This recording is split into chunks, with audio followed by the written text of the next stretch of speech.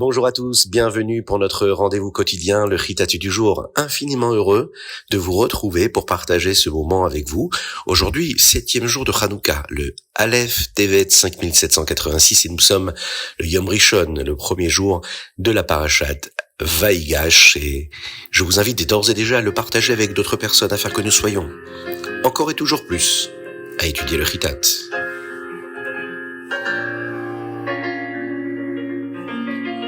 Chumash, aujourd'hui, nous voyons comment Yehuda se rapproche de Yosef.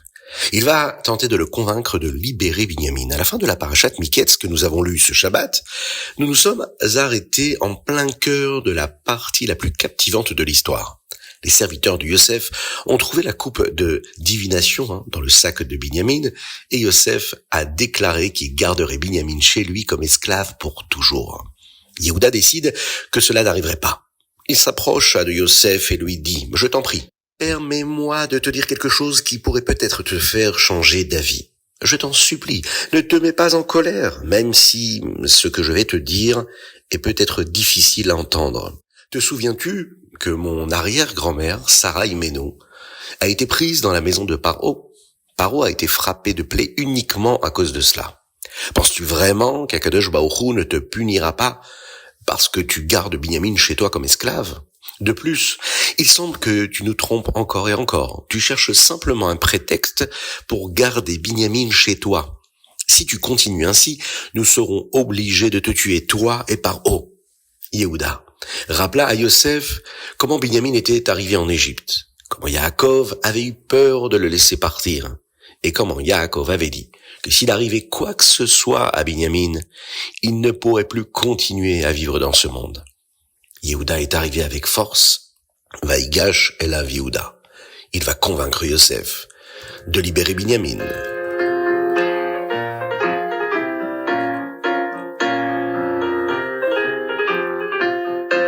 Teilim, aujourd'hui nous sommes le premier jour du mois de Tevet. Et le mois de Tevet, c'est un mois qui va se transformer très rapidement Bezrat Hashem avec la venue de Mashiach. Et nous lisons dans ces Teilim du premier Teilim, c'est-à-dire du Aleph jusqu'au Tet, du 1 au 9. Et Bezrat Hashem, nous terminerons tout le livre à nouveau avant Rosh Chodesh Shvat. Dans le premier psaume, il est expliqué comment doit se comporter une personne qui désire réussir Bezrat Hashem à accomplir sa mission ici-bas sur terre. Il y a un verset particulièrement intéressant. On le voit que quand on s'occupe de Torah et non de futilité dans ce monde, on mérite de nombreuses bénédictions. Ki im betorat Hashem chefso uftorato yehege yomam valayla. Et dans la Torah d'Akadosh Baruch Hu est son désir, et dans sa Torah, il médite jour et nuit. Tout ce qu'un juif désire, c'est la Torah de Dieu, et il médite sur elle le jour comme la nuit. Mais attendons un instant. Comment cela peut-il être cohérent? Dans la première partie du verset, il est écrit la Torah d'Akadosh Baruch Hu. Et dans la seconde partie, il est écrit sa Torah ou Torato, la Torah qui appartient à l'homme qui l'étudie. La Torah, c'est la Torah de Dieu ou la Torah de l'homme qui l'étudie? Eh bien, nous apprenons actuellement dans le Tanya que lorsqu'une personne commence à étudier une nouvelle partie de la Torah pour la première fois, elle ressent que la Torah n'est pas encore une partie d'elle-même. Mais plus elle étudie, plus elle comprend. Et lorsqu'elle saisit l'idée avec son intellect, la Torah devient une partie d'elle. Exactement comme un aliment que l'on consomme, qui lui devient une partie de notre corps et qui nous donne la vitalité. Eh bien, la Torah, c'est pareil. La Torah, c'est Akadosh Baruch Hu. Et lorsqu'on étudie la Torah, elle devient ce que nous sommes. Nous pensons avec la Torah. Nous décidons, nous réfléchissons. Et puis même, on peut arriver à ressentir selon les préceptes de la Torah.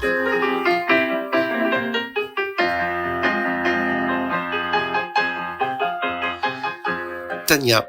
Aujourd'hui, nous sommes dans le Perek et 5e chapitre. Nous avons appris hier dans le Tanya que lorsqu'un juif étudie la Torah, il devient un avec Dieu dans une union extraordinaire, un lien unique avec Dieu. Le Rabbi Shlomo Zalman explique que pour qu'il y ait une telle union, il faut étudier la Torah avec compréhension. Afin qu'elle devienne une partie du processus de pensée de chacun, là, la Torah devient véritablement une seule entité avec le juif qui l'étudie. L'exemple donné est celui de la nourriture, nous l'avons vu dans notre explication du Teilim. Lorsque l'on mange quelque chose, le corps extrait l'énergie de l'aliment et la distribue à toutes les parties, à tous les organes du corps. Cette énergie-là devient une partie intégrante de celui qui a consommé cet aliment. De la même manière, la Torah devient une partie du juif lorsqu'il comprend ainsi, d'une façon qui ne peut jamais se séparer de lui. Non seulement la Torah se trouve ici dans ce monde, mais elle accompagne aussi celui qui l'étudie dans le monde futur. La Torah que l'on étudie devient une nourriture pour l'âme, pour la Neshama, dans le Gan Eden.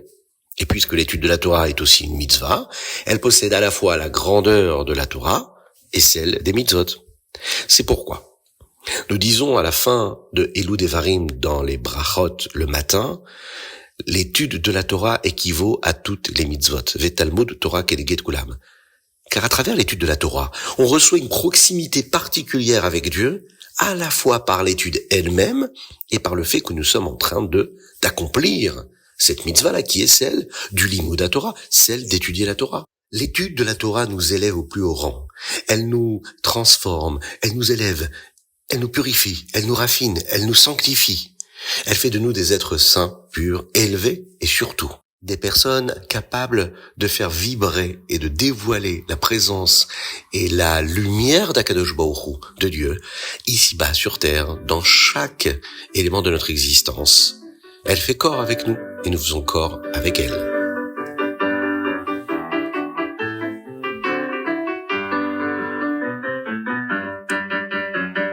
Ayom Yom, aujourd'hui, premier jour du mois de Tevet. Aujourd'hui, le rabbi enseigne plusieurs coutumes concernant le Hallel. Premièrement, lorsque l'on prie à la synagogue un jour où on ne récite pas le Hallel complet, seul le Chazan dit la bénédiction lors du demi-Hallel. Notre coutume est que lorsque l'on prie en sans minyan, on récite les bénédictions au début et à la fin du Hallel, même les jours où l'on ne dit que le demi-Hallel comme Rosh Chodesh. Aujourd'hui, cependant, nous récitons le Hallel complet parce que c'est également Rosh Chodesh, mais c'est également Chanukah. Lors d'un Farbrengen, le rabbi a enseigné que la coutume chassidique est de dire la bénédiction à voix basse, même lorsque l'on récite le demi-Hallel avec un minyan. Deuxièmement, dans le texte du Hallel, on ne dit pas le mot Hal dans le dernier paragraphe qui commence par Yehallelucha, et on le voit dans le Sidour, ce mot apparaît entre parenthèses. Donc nous dirons Yehallelucha kol maasecha, et non pas Yehallelucha al kol maasecha. Troisièmement, on ne met pas les tefilines pendant la prière de Moussaf. C'est pourquoi on met les tefilines et on les enlève juste avant Moussaf, puisque nous sommes au Rosh Chodesh aujourd'hui. Dans un autre Ayom Yom, le rabbi explique quels textes doivent être étudiés pendant que l'on porte les tefilines. Même lorsqu'on enlève les tefilines à Rosh Chodesh avant Moussaf, on étudie ces textes après la tefila, même sans les tefilines. La raison pour laquelle on ne porte pas les tefilines pendant Moussaf est que l'on ne veut pas attrister les anges, les malachim. Puisque pendant Moussaf, nous disons Keter itnu lecha malachim. Les anges donnent une couronne à Dieu. Si un juif porte sa propre couronne, c'est-à-dire les tefilines, les malachim, les anges, pourraient être attristés. Et c'est pourquoi on les enlève par respect. Pour les malachim, si une personne a les tefilines sur elle et le minyan est en train de faire Keter, alors il pourra les couvrir avec son talit, par exemple.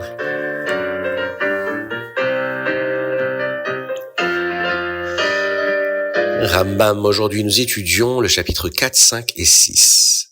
Qu'est-ce que le ribit? Le ribit, c'est l'interdiction de prélever des intérêts. Si une personne a demandé à son prochain de lui prêter une somme d'argent, 100 € par exemple, et que Shimon lui dit qu'il devra lui rendre 105 €. Chaque fois que l'on exige un remboursement supérieur à la somme qui a été prêtée, il s'agit de ribit et c'est interdit. Dans le chapitre 4, nous apprenons que si quelqu'un a pris des intérêts par erreur, il doit les restituer. Il est interdit de décider que l'argent supplémentaire sera juste un cadeau.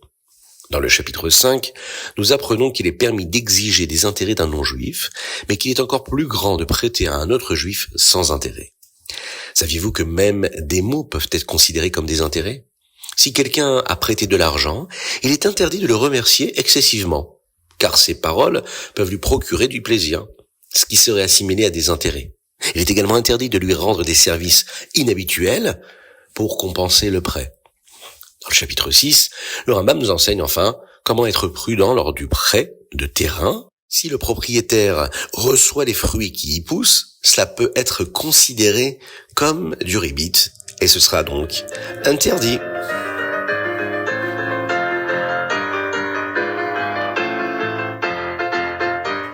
Et voilà, c'était le Ritat du jour. Je vous invite à le partager avec le plus grand nombre. Envoyez-nous vos dédicaces. Vous pouvez le faire sur ritat.fr, mais également par téléphone au WhatsApp du 06 21 37 24 52.